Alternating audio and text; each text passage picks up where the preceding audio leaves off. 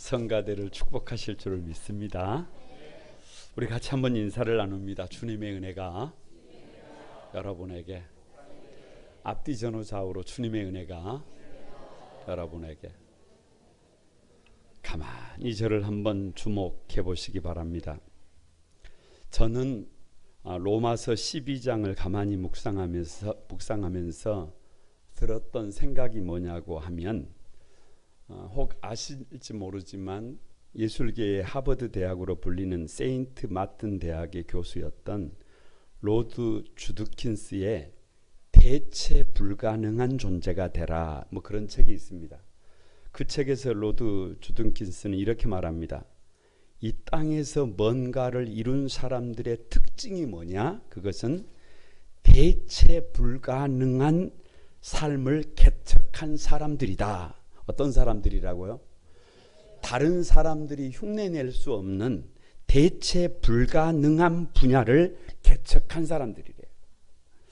거두절미하고 예수 믿는 삶이 뭐냐? 대체 불가능한 사람이에요. 세상 그 어떤 사람으로도 이런 사람들을 대체할 수 있다, 없다? 없다. 하나님이 기뻐하시는 거룩한 산 제사가 뭐냐? 영적 예배가 뭐냐? 합당한 예배를 드리는 성도들의 특징이 뭐냐? 지난 시간에 거두절미하고 생각이 바뀐대요. 예배가 회복되면 생각이 바뀐대요. 어떻게 바뀌느냐? 자기 자신에 대하여 교만하던 사람이 겸손해진다. 정체성이 달라진다. 자기밖에 모르는 사람이 다른 사람들을 소중히 여기고, 아니 공동체를 더 소중히 여긴다. 자기 자신만을 위해서 살던 사람들이 삶의 방향이 바뀌어져서 이타적인 삶을 산다. 봉사하는 삶을 산다. 그래서 그 사람들이 함께하는 곳에 다른 사람들이 행복해진다. 이것을 변화라고 한다. 여러분, 사람이 잘 바뀐다, 바뀌지 않는다? 잘 바뀌지 않습니다. 그런데 자기가 크다고 생각해요.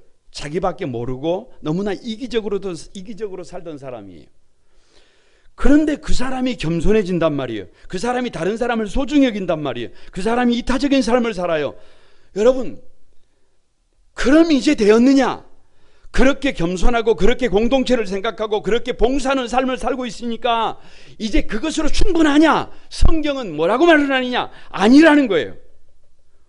그것은 여러분 13절까지, 로마서 12장 13절까지, 오늘 우리가 읽은 말씀은 14절에서 21절 한 걸음 더 나아갑니다. 다시 말해서 다 같이 한번, 대체 불가능한 삶을 살아야 해요. 오늘 황홀한 구원 44번째인데요. 예배자의 도전입니다. 왜 예배자의 도전이냐? 이 대체 불가능한 삶이 쉽지가 않다는 거예요. 아무리 구원을 받고 예수 믿고 구원을 받아도 여러분, 감정이라는 것이 있어요. 나 혼자 사는 것이 아니에요. 함께 살아갑니다. 그런데 나를 박해한다니까요. 나에게 악을 행한다니까요. 나에게 원수된 사람이라니까요.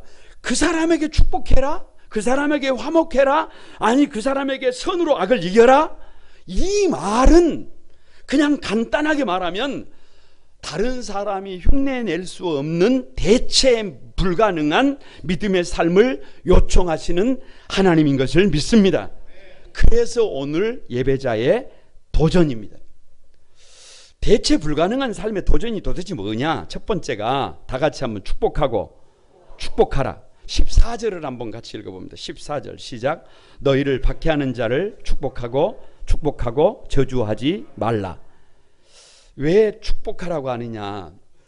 여러분, 저는 개인적으로 성경을 읽을 때 가슴 벅찬 말씀들이 참 많아요. 그런데 그 중에 대표적인 것 하나가 뭐냐 그러면 창세기 12장 3절이에요. 이렇게 말씀을 하셨어요. 너를 축복하는 자에게는 내가 복을 내리고 너를 저주하는 자에게는 내가 저주하리니 땅의 모든 족속이 너로 말미암아 복을 얻을 것이다. 누구에게 주신 말씀이에요? 아브라함에게 주신 말씀이에요. 아브라함은 믿음의 조상이기 때문에 결국 이 말씀은 누구에게 주신 말씀이에요? 오늘 저와 여러분에게 주신 말씀입니다. 생각했어요. 도대체 내가 뭔데 하나님은 나를 축복하는 사람을 축복하고 하나님은 나를 저주하는 사람에게 하나님이 저주하신대요. 도대체 나라고 하는 인생이 뭔데 땅의 모든 족속이 누구 때문에? 나 때문에 복을 받는다. 읽고 또 읽으면서 묵상하고 또 묵상하면서 내린 결론이 뭐냐? 여러분, 축복하는 삶을 살아야 한다는 거예요. 아니, 축복하면 축복을 받고 저주하면 저주를 받는다는 거예요. 그래서 저의 결단이 뭐냐? 어떤 경우에라도 저주하는 삶이 아니라 무슨 삶을 살자? 축복하는 삶을 살자. 어떤 경우라도 죽이는 삶을 살지 말고 뭐 하는 삶을 살자? 살리는 삶을 살자. 또 하나가 말씀이 있는데, 요즘은 우리 교회 액자가 떨어졌습니다만은 우리 교회 성도들에게 나눠줘서 거실에 가면 걸려져 있는 말씀 중에 다윗이 그 아들 솔로몬에게 마지막 유언을 하는데 이렇게 고백을 합니다. 하나님께서 나에게 이렇게 말씀해 주셨다. 그러니까 다윗이 아들에게 유언을 하면서 내 평생에 하나님이 나에게 해주신 말씀을 마음속에 품고 살았다 라는 말씀이 있는데, 그게 뭐냐 그러면 사무엘하 23장 4절 말씀이에요. 개역 한글로 보면 이렇게 됩니다. 저는 돋는 아침 해빛 같고 구름 없는 아침 같고 비 후의 광선으로 땅에서 우미 돋는 새풀 같으니라, 이렇게 말씀하셨어요. 누가 누구에게 하신 말씀이라고요? 하나님께서 다윗에게 하신 말씀이에요. 그러니까 다윗에게 하신 말씀은 곧 누구에게 주신 말씀이에요? 오늘 우리에게 주신 말씀이라는 거예요. 그런데 뭐라고 말씀하셨느냐? 이 우리가 살고 있는 세상이 태양계란 말이에요. 그런데 그 태양계에서 태양은 어떤 존재냐? 대체 불가능한 존재예요. 그런데 하나님은 다윗에게 뭐라고 하느냐? 너는 태양이라는 거예요. 앞으로 태양이 된다 이게 아니고 지금 너는 태양과 같은 존재다. 할렐루야. 그것도 돋는 해 아침 빛 같은 존재라는 거예요. 떠오르는 존재라는 거예요. 아니, 비 후에 광선으로 땅에서 우미 돋는 새풀 같은 존재라는 거예요. 여러분, 어렸을 때요, 한겨울일지라도 비가 내린 후에 따뜻한 햇살이 가득한데 양지 바른 곳에서 우미 돋는 새풀을 보면 겨울에도 여러분 말할 것도 없습니다. 다 같이 한번 따라합니다. 쑥 한번 해봐요. 쑥. 이게 누구의 삶이에요?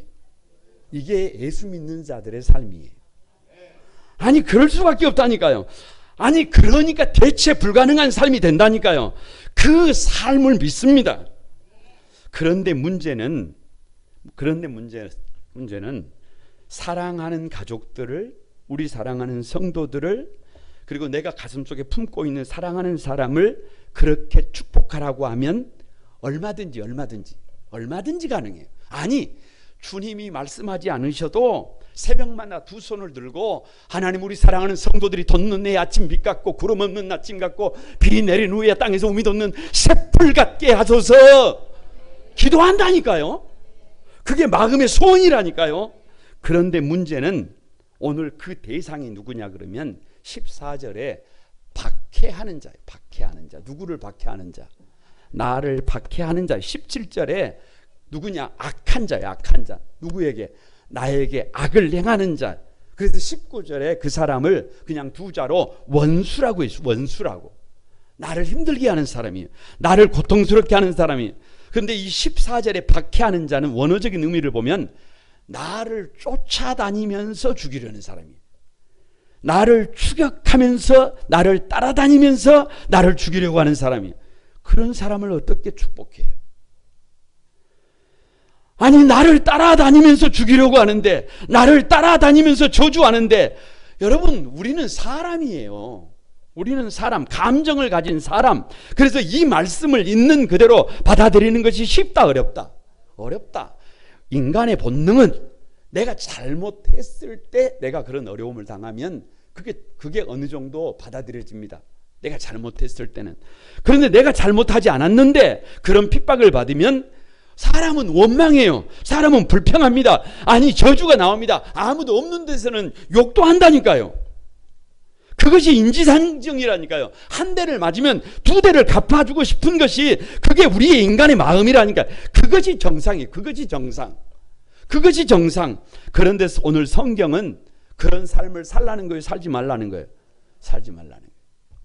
그런 삶을 멈추라는 거예요. 저주하지 말라, 저주하지 말고 축복하라는 거예요. 축복하고 축복하라는 거예요. 적극적인 축복을 요청하는 거예요. 왜 박해자라도 축복하고 저주하지 말라고 하느냐? 왜 악한 자라도, 왜 원수라도 축복하고 저주하지 말라고 하느냐? 나를 힘들게 하는 그 원수에게 원수를 갚으려면 나도 원수와 똑같아져야 한다니까요. 나에게 악을 행하는 그 사람에게 내가 악을 행하면 나도 그 악인과 똑같아져야 한다니까요. 나도 그 원수처럼 돼야 된다니까요. 그러면 예수 믿는 사람이 예수 믿지 않는 사람들과 차이가 뭐예요? 그러면 여러분, 도대체 하나님께서 우리를 구별된 하나님의 사람으로 세워야 되는데 그러면 우리 어떻게 되는 거예요? 그래서 하나님은 거침없이 더 이상 저주하지 말아라. 더 이상 똑같아지지 말아라. 더 이상 악한 마음으로 살지 말아라. 아니, 어두운 마음으로 세상을 살지 마라. 아니, 더 이상 저주하지 말고 더 이상 원수를 갚지 말고 축복하고 축복해라. 그래야 대체 불가능한 하나님의 사람들이 된다. 할렐루야. 왜 축복하라고 하느냐? 15절을 여러분 한번 보세요. 15절 같이 한번 읽어봅니다. 시작. 즐거워하는 자들과 함께 즐거워하고 우는 자들과 함께 울라. 왜 갑자기 축복하고 저주하지 말라고 하면서 즐거워하는 자들과 함께 즐거워하고 우는 자들과 함께 울라 이렇게 말씀하시느냐? 진정한 축복이 함께하는 거예요. 함께하는 거예요. 여러분, 세상에서 가장 어려운 일이 뭐냐 그러면 사실은 즐거워하는 자들과 함께 즐거워하는 것입니다. 왜냐? 오늘 전제가 박해하는 사람들이 박해하는 사람. 오늘 전제가 악인이에요. 악인. 오늘 전제가 원수예요. 그런데 그 박해를 하고 악을 행하고 원수 같은 사람들에게도 좋은 일이 있단 말이에요. 좋은 일이. 그럴 때 함께 즐거워하는 것이 그건 죽기보다 싫은 거예요. 사촌이 땅을 사면 배 아픈 정도가 아니고 그럴 때는 어떻게 하고 싶어요? 그 제동을 걸고 싶은 것이 사람이에요. 아니 그 정도가 아니라 우리 똑같은 성도들일지라도 가만히 살펴볼 때 저 사람 나보다 나은 것이 별로 없어요. 나보다 잘난 것이 별로 없어요. 인물도 별것 아니고 실력도 부족하고 모든 것이 내가 더 나은 것 같은데 아니 저 사람은 저렇게 좋은 일이 있는데 나는 이게 뭐예요? 이럴 때 같이 즐거워할 수 있다 없다? 사람 없어요. 그게 잘 안 된다니까요. 이것이 가인의 문제입니다. 만약에 가인이 동생의 예배를 받으신 하나님 앞에서 즐거워할 수 있다면, 아니 하나님 함께 기뻐할 수 있었다면 많은 것이 달라졌을 거예요. 그런데 함께 기뻐하지 못하고 동생을 쳐 죽이고 결국은 하나님의 징계의 대상이 되고 말았습니다. 오늘 예수 믿는, 아니 예배가 회복된 믿음으로 살아가는 성도들에게 우리에게 도전이 뭐냐, 우리가 넘어야 될 산이 뭐냐, 좋아하는 사람들과 잘 지내는 것은 누구나 잘할 수 있다. 누구나 잘할 수 있어요. 예수 믿지 않는 사람들도 사랑하는 사람들과는 너무나 잘 지내. 너무나 잘 지내. 너무나 잘 지내. 그런데 생각이 다르고 나와 생각이 다르고 나와 삶이 다르고 나와 가치의 척도가 다른 사람들을 향하여 우리가 마음의 문을 닫아 걸고 그렇게 살아간다면 세상 사람들과 다를 바가 뭐가 있어요? 나 같은 삶을 대체할 사람이 천지에 널려 있는 거예요. 그런데 그들과 함께 즐거워하고 그들과 함께 울 수 있는 것은 믿음의 사람들이 아니고는 불가능하다. 불가능하다. 오늘 우리 교회의 문제가 뭐냐? 여러분 죄송하지만 누가 실수하면 용서하지 않는다는 거예요. 한번 왕따가 되면 그것으로 끝입니다. 교회가 이러면 안 돼요. 여러분 비통한 것이 남과 북이 쪼개어진 것도 가슴 아픈 것입니다. 우리나라 동서가 나누어진 것도 가슴 아픈 일입니다. 그런데 성도들조차도 믿음의 사람들조차도 서로 축복하지 못한다면, 서로 기뻐하는 일에 함께 기뻐하지 못하고 서로 아픈 일에 함께 울지 못한다면 그건 비극이에요. 오늘 우리 집사님도 기도해 주셨습니다만은 한 정신과 의사의 글에 이런 글이 있어요. 치유라고 하는 것은 동굴 속에 숨어 있는 사람을 끄집어내는 것이 아니라 그 사람 곁에서 어둠을 같이 감내하는 것이다. 우산이 비가 내릴 때 그냥 같이 뭐를 써주는 것이다. 우산을 써주는 것이다. 그냥 더 이상 원수라고 하지 말고 가만히 축복하고 축복하면 그 동굴 속에서 누가 나온다. 그 문제 있는 사람들이, 그 아픈 사람들이 걸어 나오게 될 것을 믿습니다. 여러분, 그래야 저와 여러분이 이 시대에 대체 불가능한 하나님의 사람들이 될 것을 믿습니다. 옆 사람으로 한번 축복합니다. 축복하고 축복합시다. 더 이상 저주하지 맙시다. 그래야 대체 불가능한 사람이 됩니다. 할렐루야. 그 삶에 도전하는 여러분이 되시기를 바랍니다. 대체 불가능한 삶의 도전이 뭐냐? 두 번째, 다 같이 한번 모든 사람과 화목하라. 18절을 한번 봅니다. 18절 다 같이 한번 읽어봅니다. 시작. 할 수 있거든 너희로서는 모든 사람들과 더불어 화목하라. 미국 MIT 공대 졸업생들 중에서 성공한 사람들에게 설문지를 돌렸어요. 그래서 물었습니다. 당신이 성공한 이유가 뭐라고 생각하느냐라고 물었더니 전문적인 지식과 실력이다. 이게 15%예요. 15%. 그러면 좋은 인간관계와 공감 능력이다. 이 85%예요. 85%. 그러니까 이 무슨 말이냐? 실력이 뛰어나서 성공하기보다는 인간관계가 좋아서 성공했다는 거예요. 공감 능력이 있어서 성공했다는 거예요. 여러분, 많은 것을 시사하고 있지 않습니까? 세상 사람들조차도 성공하려면 뭐가 좋아야 한대요. 대인관계가 좋아야 한대. 아니, 공감 능력이 좋아야 한대요. 그러니까 이게 무슨 말이냐? 일을 잘하는 것도 중요하다. 할렐루야. 그러나 일을 잘하는 것으로는 뭐를 뛰어넘지 못한다. 인간관계가 좋은 것을 뛰어넘지 못한다. 여러분, 가만히 한번 보세요. 정권이 바뀌면 일 잘하는 사람들이 승진하는 게 아니에요. 관계가 되는 사람이 승진합니다. 공감 능력이 뛰어난 사람들로 다 바뀝니다. 왜냐? 관계가 되는 사람을 찾는 거예요. 공감이 되는 사람들을 찾는 거예요. 청춘 남녀가 처음에 만나서 사랑에 빠지면 사람들이 물어봐요.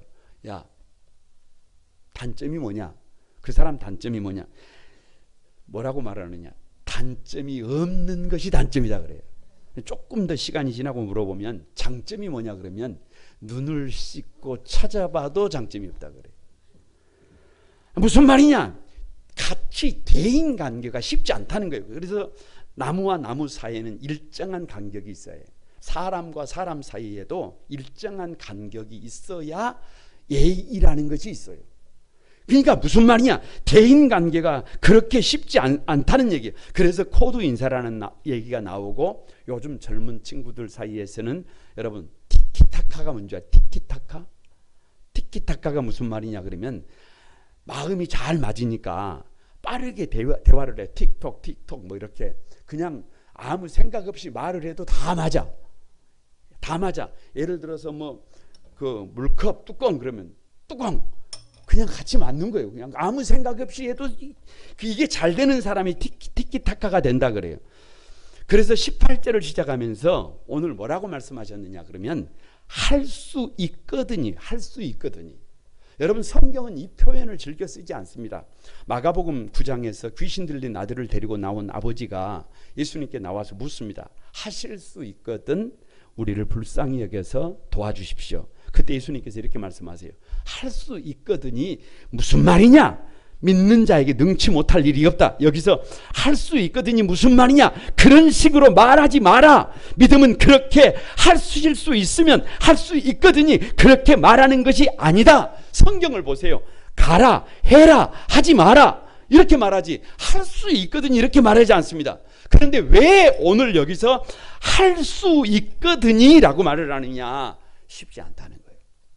모든 사람들과 함께 더불어 화목하는 것은 우리가 생각하는 것보다 결코 쉽지 않다는 거예요. 아무리 그렇게 해보려고 해도 이것은 그냥 쉬운 일이 아니라는 거예요. 그러니까 이것을 극복해야 대체 불가능한 믿음의 삶의 주인공이 될 것을 믿습니다.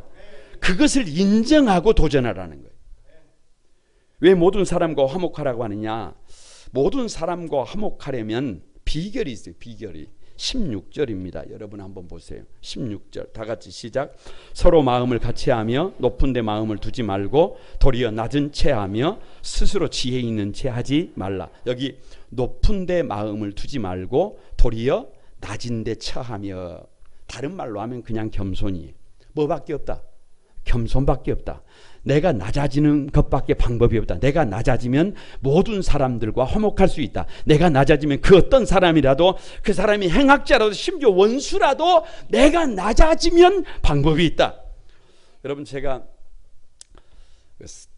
그 4천만이 즐겨 찾는 객관식으로 건강한 교회의 특징 아닌 것을 물어볼 테니까, 그것도 그 양자 택일로 물어볼 테니까 한번 답을 해보세요. 어떤 것이 맞는지 한번 찾아보세요. 건강한 교회의 특징이 아닌 거예요. 아닌 거. 1번, 교회 성도들이 담임 목사를 편안하게 생각하고 대화를 자주 나눈다. 2번, 교회 성도들이 담임 목사를 신적인 존재로 보고 대화 나누기가 힘들다. 자, 1번 손 한번 들어보세요. 교회 성도들이 담임 목사를 편안하게 생각하고 편안하게 대화를 나눈다. 어찌 눈치를 채버렸네. 2번, 교회 성도들이 담임 목사를 신적인 존재로 보고 대화 나누기가 어렵다. 여러분, 죄송하지만 목회자가 자신을 크게 생각하고 자신을 대단한 존재로 인식하고 자신을 신격화하면 교회는 성장할 수 있습니다. 그러나 교회의 건강성에는 문제가 있습니다. 그런데 우리 성도들이 생각할 때 우리 목사님도 우리와 비슷하다. 아니, 우리 목사님은 어딘가 좀 모자라다. 신앙생활을 하면서 가끔 교회 리더들은 이런 말을 좀 들을 수 있었으면 좋겠어요. 이런 생각을 하면 곤란해. 나를 어떻게 생각하고 그럴 수 있어요? 나를 만만히 보는 거야? 여러분, 죄송하지만 지도자는 다른 사람들로부터 그렇게 여김을 좀 받아야 해. 그래야 건강해집니다. 내가 조금 낮아지면 모든 사람들과 얼마든지 화목할 수 있어요. 그런데 말을 붙일 수가 없어요. 그런데 너무 고개가 뻣뻣해서 곁에 다가갈 수가 없어요. 그러면 여러분, 거기는 건강성에 문제가 있어요. 왜 모든 사람과 화목하라고 하느냐? 17절 한번 보세요. 17절 다 같이 한번 읽어봅니다. 시작. 아무에게도 악을 악으로 갚지 말고 모든 사람 앞에서 선한 일을 도모하라. 자, 보세요. 내가 악한 일을 지금 당했어요. 내가 불의한 일을 당했어요. 그런데 그 악을 갚지 말고 그 악한 사람에게 선한 일을 도모하라. 이게 가능합니까? 여러분은 이게 가능해요? 아무리 생각해도 여러분, 이건 불가능해요. 이건 불가능해. 특히 저 같은 사람은 이해하려고 해도 이해가 안 돼요. 이해하려고 해도 이해가 안 돼. 이런 이야기를 간증으로 하자면 나를 세야 해. 그런데 다 접고 어떻게 하면 그럼에도 불구하고 선한 일을 도모할 수 있느냐? 어떻게 하면 모든 사람과 화목할 수 있느냐? 다 같이 나와 그 사람 사이에. 여기 그 사람은 누구예요? 원수예요. 여러분, 원수입니다. 나와 그 악한 사람 사이에, 나와 원수 사이에 누구를 개입시키는 거예요? 하나님을 개입시키는 거예요. 여러분, 다윗을 한번 생각을 해보세요. 사울 왕이 장인 아니에요. 그런데 다윗을 따라다니면서, 군대를 만들어가지고 따라다니면서 추격을 하면서 사실은 다윗을 죽이려고 합니다. 그래서 다윗이 도망을 엥게디 동굴 속 깊은 곳에 숨어요. 그런데 이게 도대체 어찌된 일이에요? 사울 왕이 그 밖을 지나가는데 화장실에 가고 싶은 거예요. 그래서 그 엥게디 동굴 속에 들어가서 옷을 벗고 무장해제를 하고 딱 앉았는데 다윗 앞이에요. 다윗의 함께하는 사람들이 말합니다. 하나님이 사울을 당신의 손에 붙였습니다. 무슨 말이에요? 목을 베라는 거예요. 그럼 누가 왕이 되는 거예요? 다윗이 왕이 되잖아요.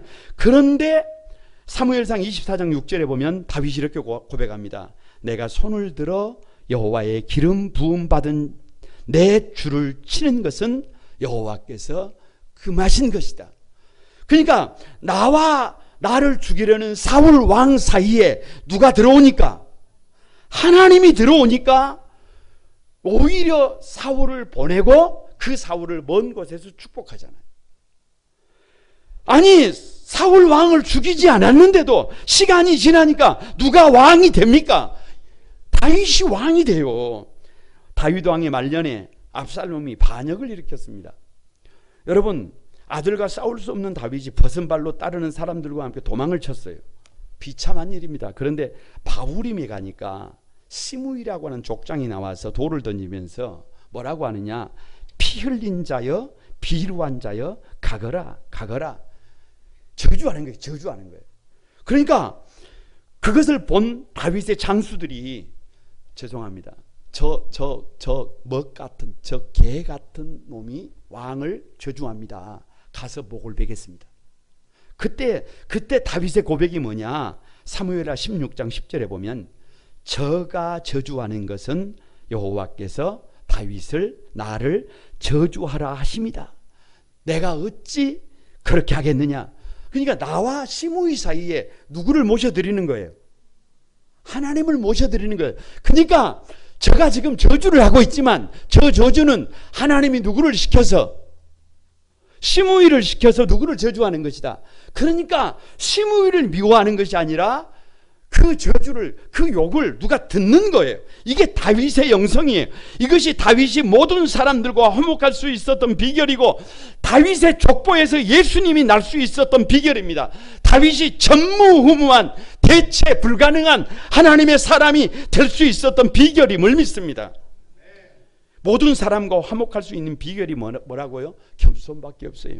하나님이 원하시는 그 겸손은 다른 사람과 나 사이에 누가 들어와야 해요. 하나님이 들어와야 해요. 여러분, 부모님과 자식 사이에도요, 사실은 문제가 많아요. 그런데 그 사이에 하나님이 들어오시면 부모님과 자식의 문제는 해결이 됩니다.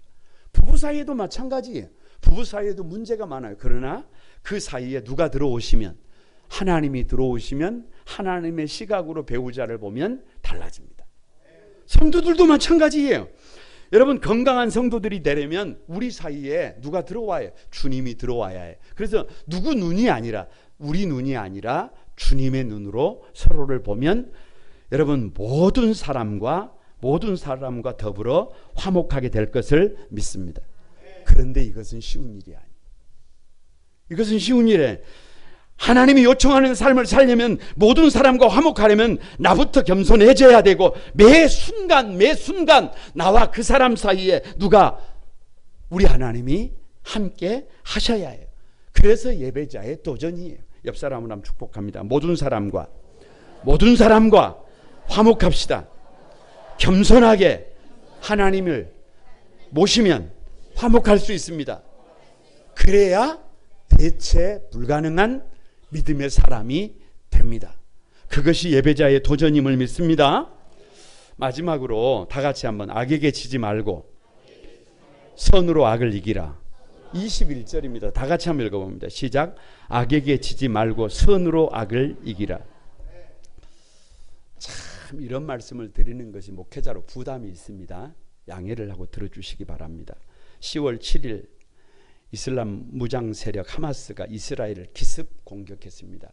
여러분, 정확합니다. 이슬람 무장 세력입니다. 이걸 팩트를 체크를 해야 합니다.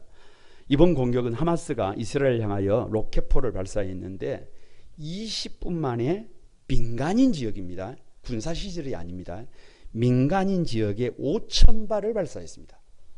우리가 살고 있는 지역에, 사람이 살고 있는 곳에다가 로켓포를 5,000발을 발사했어요. 그래서 800명이 죽었고 2,600명이 부상을 당했습니다. 그러면 온 세계 매스미디어가 그걸 규탄해야 해요. 그걸 규탄해야 합니다. 그럴 수 없어요. 아니, 그래서는 안 됩니다. 낙하산을 타는 하마스의 부대가 하늘에 까마귀처럼 덮였어요. 그래서 인질로 150명을 사로잡아갔어요. 여러분, 이건 범죄예요. 저 푸틴이 우크라이나를 공격하고 나니까 제2의 푸틴이 일어난 겁니다. 여러분, 제3의 푸틴은 어디에서 나올까요?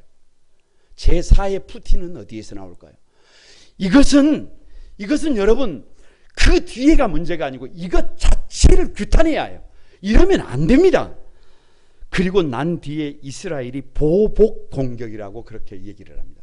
보복 공격으로 사망자가 687명, 부상자가 3,726명, 그리고 지상군 투입이 임박했다고 지금 얘기가 나오고 있습니다.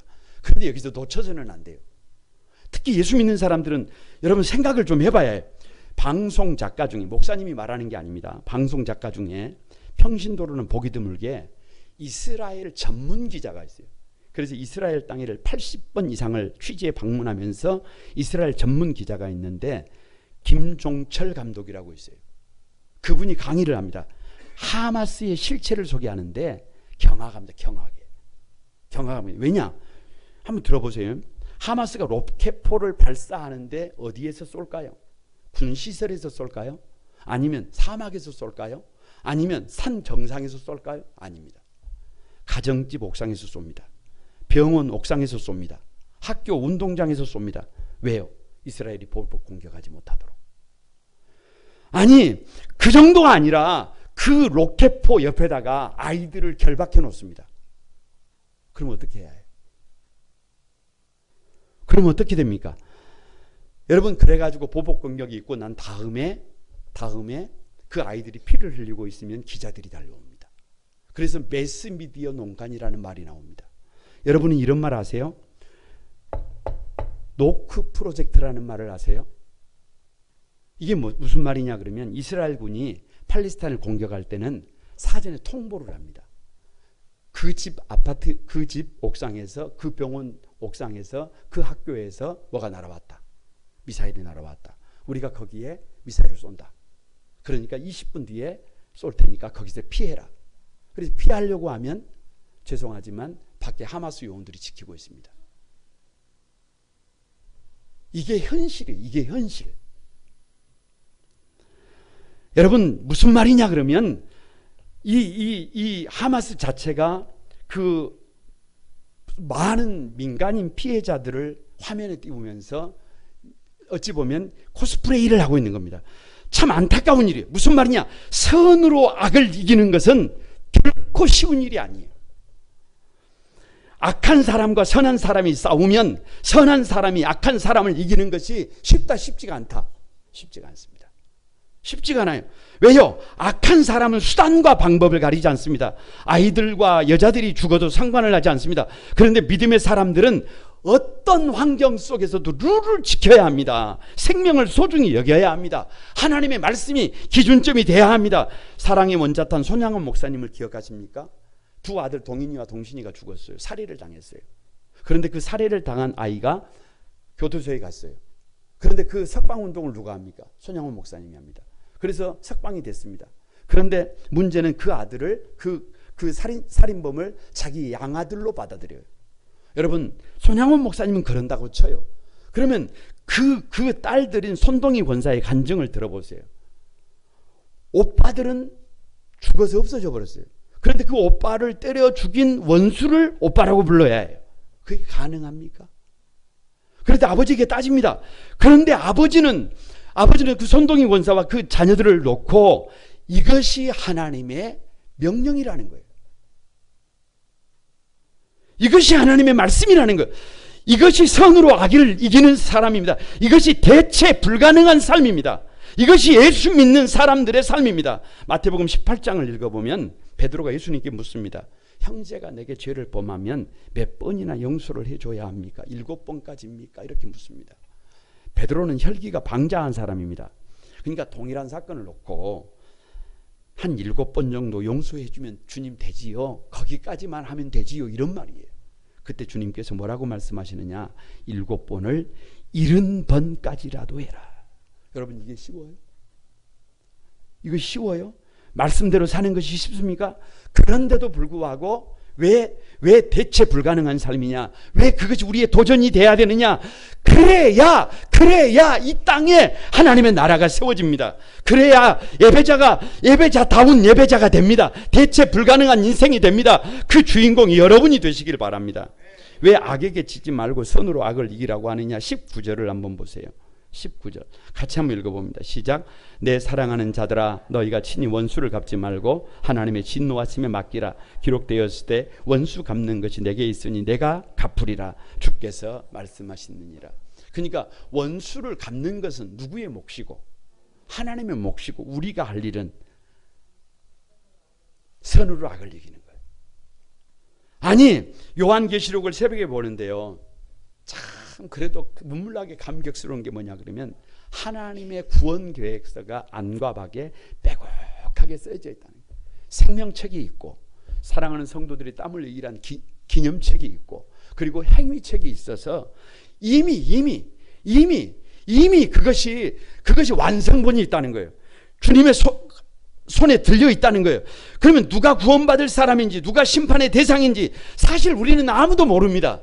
그런데 문제는 오늘 그럼에도 불구하고 나를 박해하는 사람, 나에게 악을 행하는 사람, 나의 원수라고 하는 그런 사람들까지도 가장 좋은 것을 나누고 또 나누는 그 사람이, 여러분, 그 사람이 생명책에 기록된 사람들 아니겠어요?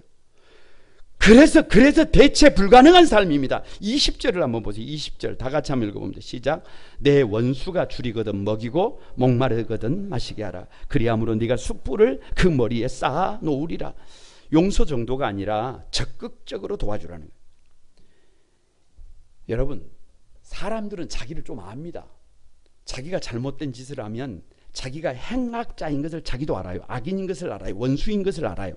그런데도 불구하고 계속 축복하면, 그런데도 불구하고 따뜻하게 대하면, 그럼에도 불구하고 여러분 사랑과 은혜를 나누면 거기서 변화가 됩니다. 거기서 자기 잘못을 봐요. 제가 늘 말씀드리지만 레미제라블 장발장에서, 여러분 장발장은 그냥 그 시대 사람들이 볼 때 그냥 여러분 행악자예요. 행악자. 그런데 장발장이 그 장발장을 주교가 호의를 베풀잖아요. 따뜻한 식사를 대접하고 따뜻한 잠자리를 제공하고, 그래서 호의를 베풀었는데 새벽에 여러분 은잔을 도둑질 해가지고 도망을 가버린단 말이에요. 그래서 조금 있으니까 경찰이 잡혀온단 말이에요. 잡혀오는데 주교가 벗은 발로 나가서 하는 말이, 왜 내가 준 이 은촛대는 가져가지 않았소? 이 은촛대도 당신 것이요.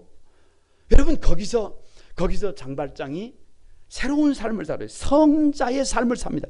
그렇게 손가락질을 받던 그 행악자가 여러분 전혀 다른 삶을 산다니까. 그러니까 악인도 원수도 행악자도 숯불을 그 머리에 쌓는다는 말은 대체 불가능한 믿음의 사람들의 삶을 보고 생각을 바꾸고 삶을 회개하고 돌아선다는 말입니다. 이 아름다운 믿음의 주인공들이 여러분이 되시길 바랍니다. 옆 사람을 한번 축복합니다. 선으로 악을 이기자. 선으로 악을 이기자. 그것이 대체 불가능한 믿음에 도전하는 것임을 믿습니다. 말씀을 마칩니다. 왜 예배자의 도전이냐? 여러분, 합당한 예배를 드리면 사람은 바뀝니다. 겸손해지고, 그리고 다른 사람을 소중히 여기고, 그리고 삶의 방향이 바뀌어요. 그럼 그게 전부냐? 아니에요. 우리 하나님은 조금 더 나가서 대체 불가능한 삶을 요청합니다. 축복하는 삶을, 화목하는 삶을, 악에게 선으로 이기는 삶을.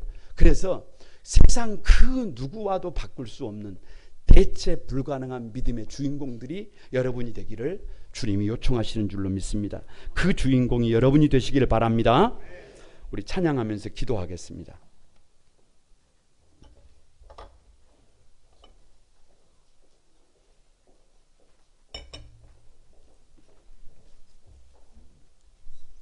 오늘 우리가 부르게 될 소원은 사실 제가 우리 찬양 인도자인 이기현 집사님에게 부탁한 찬양입니다. 왜 오늘 이 소원이라고 하는 찬양을 기도와 결단의 시간에 부르게 되느냐? 사실 오늘 2부 예배를 마치고 나면 점심 식사하고 우리 강현호 장로님, 당회를 대표해서 강현호 장로님과 선교부장 신기호 집사가 저와 같이 라오스 북부 우돔 사이로 가게 됩니다. 그래서 가정교회를 중심으로 이렇게 둘러보고 내년에 우리 교회가 해야 될 일들을 점검하게 됩니다.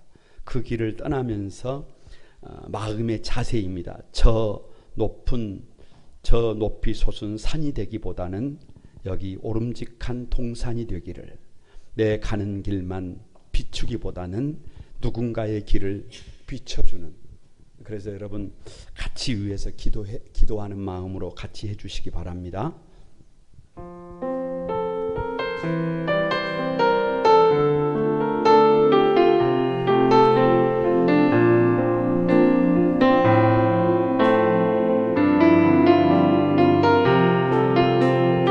삶의 작은 일에도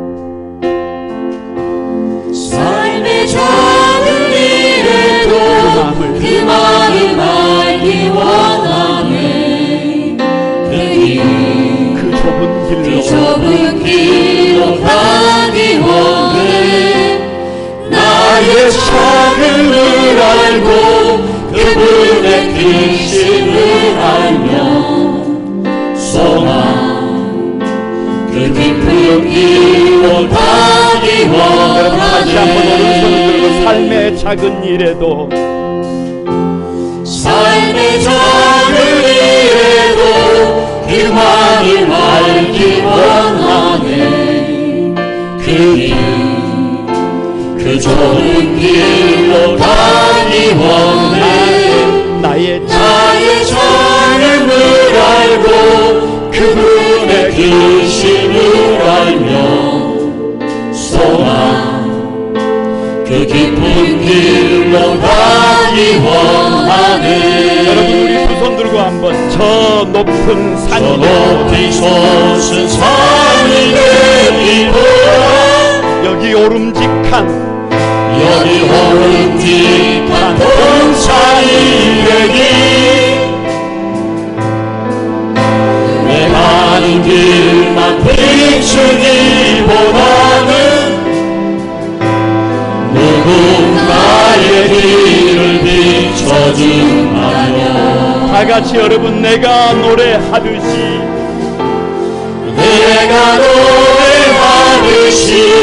또 내가 얘기하듯이 살기 나 그렇게 죽기 원하네. 삶의 한 절이라도 그분을 닮기 원하네. 사랑 그 높은 길로 가기 원하네. 다시 한번 저 높은 산이 되기보다는 저 높이 솟은 산이 되기보다는 아멘. 여기 오름직한 동산이 되기. 내 가는 길만 비추기보다는 누군가의 길을 비춰준다면 내가 노래하듯이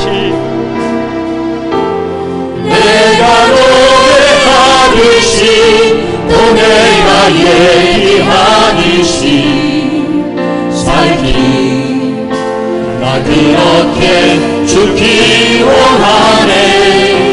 삶의 한 절이라도 그분을 닮기 원하네.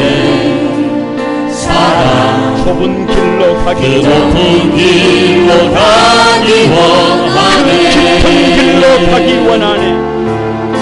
그 깊은 길로 가기 원하네. 그 높은 길로 가기 원하네. 그 높은 길로 가기 원하네. 여러분 같이 한번 기도하겠습니다. 예수 믿는 성도들에게도 감정이 있습니다. 상대에 따라 얼마든지 갈등이 생기고 대립이 생길 수도 있습니다. 관계가 깨지고 원수가 될 수도 있습니다. 그런데 하나님은 나를 박해하고 나에게 악을 행하고 원수된 사람과의 관계를 회복시켜야 우리가 산다는 것입니다. 잘하는 사람에게는 나도 잘할 수 있습니다. 쉽습니다. 그러나 우리에게 잘못하는 사람들에게 잘하는 거 쉽지 않습니다. 그래서 주님은 믿음의 삶이 대체 불가능한 삶까지 나가야 한다고 말씀하시는 것입니다. 여러분 다 같이 한번 따라합니다. 주여 축복하고 축복하게 하소서. 주여 모든 사람과 화목하게 하소서. 주여 악에게 지지 말고 선으로 이기게 하소서. 여러분, 그래서 이 시대의 믿음의 사람들이, 우리 성도들이 대체 불가능한 하나님의 사람에게 도전하기를 바랍니다. 주신 말씀 부여잡고 우리 다 같이 한번 주여 삼창하고 하나님 앞에 기도합니다. 주여, 주여, 주여. 거룩하신 아버지, 우리도 아버지 사람이기에, 하나님 아버지 감정을 가지고 있기에 쉽지 않는 길이지만 대체 불가능한 삶을 요청하시는 그 하나님 앞에 우리도 아버지 하나님 곁따라고 달려가기를 소망합니다. 축복하고 축복하는 삶을 살기를 소망합니다. 모든 사람과 화목하게 되기를 소망합니다. 악에게 지지 말고 선으로 악을 이기는 믿음의 주역이 되기를 소망합니다. 주여 도와주시고, 주여 역사해 주시고, 주여 은총을 더해 주옵소서. 그래서 대체 불가능한 하나님의 사람들, 대체 불가능한 거룩한 구원소망교회 사랑하는 성도들이 되게 하셔서 예배자로서의 아름다운 삶을 거침없이 도전하도록 아버지 은혜를 더해 주옵소서. 여러분, 한 번 더 기도하겠습니다. 오늘 우리 교회 저를 비롯해서 세 분이 함께 라오스 북쪽에 있는 우돔사이로 향합니다. 오늘 우리가 찬양했던 것처럼 저 높은 산이 되기보다는 여기 오름직한 동산이 되기를 소망하면서 우리 가는 길만 비추기보다는 저 아파하는 사람들의 길을 비춰주기 위하여 2024년을 준비하기 위하여 대표의 자격을 가지고 가게 됩니다. 안전을 지켜주시고 주님의 눈이 돼서 그 지역을 볼 수 있도록 해달라고, 우리가 해야 할 일을 볼 수 있게 해달라고, 여러분 우리 같이 한번 위해서 같은 마음으로 한번 다시 한번 주여 삼창하고 같이 한번 기도하겠습니다. 다 같이 한번 기도합니다. 주여, 주여, 주여. 거룩하신 하나님, 우리 교회를 여기까지 성장시켜 주셨습니다. 하나님, 이제는 하나님 아버지 오름직한 한 동산이 되기를 소망하며, 아버지 우리 앞에 우리 가는 길만 비추기보다는 이제는 아버지 130여 년 전에 저 미국의 아버지 남장로교회가 이 호남을 거점으로 삼고 하나님 아버지 양림동을 거점으로 삼고 복음을 전했던 것처럼 그 직임을 우리 교회가 아버지 주님의 손과 발이 되어 감당하려고 합니다. 하나님, 마음은 있어도 그 걸음을 인도하시는 분은 우리 하나님이시기에 하나님, 우리 하나님 앞에 도움을 요청합니다. 선한 길, 바른 길, 복 있는 길 되게 하시고 우리 온 교회가 함께 기도하며 그 길을 달려갈 수 있도록 축복해 주옵소서. 거룩하신 주님, 은혜와 사랑을 감사드립니다.